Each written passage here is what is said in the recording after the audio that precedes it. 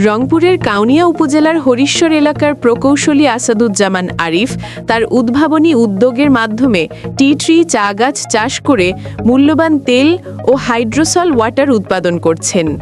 এই গাছগুলো ঝাউ গাছের মতো দেখতে, যা অস্ট্রেলিয়ার একটি বিরল প্রজাতি।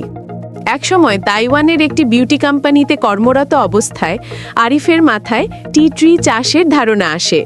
তিনি 2020 সালে বিদেশ থেকে টি ট্রির বীজ সংগ্রহ করে পরীক্ষামূলকভাবে পীরগাছার ইটাকুমারী ইউনিয়নের 1 একর জমিতে এই গাছের চাষ শুরু করেন।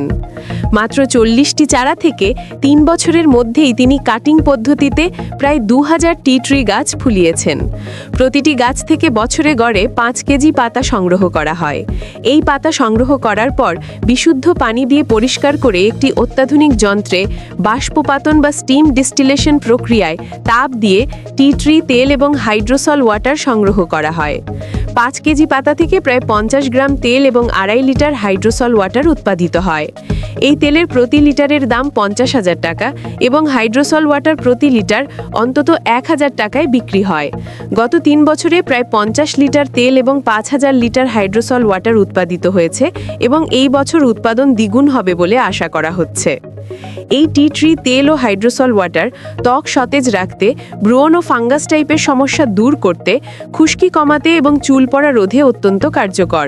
প্রকৌশলী আরিফ দেশীয় বাজারে বিক্রির পাশাপাশি অনলাইন প্ল্যাটফর্মের মাধ্যমে বিদেশেও এই পণ্য রপ্তানি করছেন।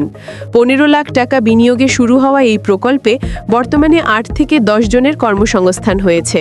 স্থানীয় উপসহকারী কৃষি কর্মকর্তা শামসুজ্জামান জানিয়েছেন যে পীরগাছার মাটি টি ট্রি চাষের জন্য উপযোগী এবং ভবিষ্যতে এই চাষের প্রসারে তারা সার্বিক সহযোগিতা করবেন।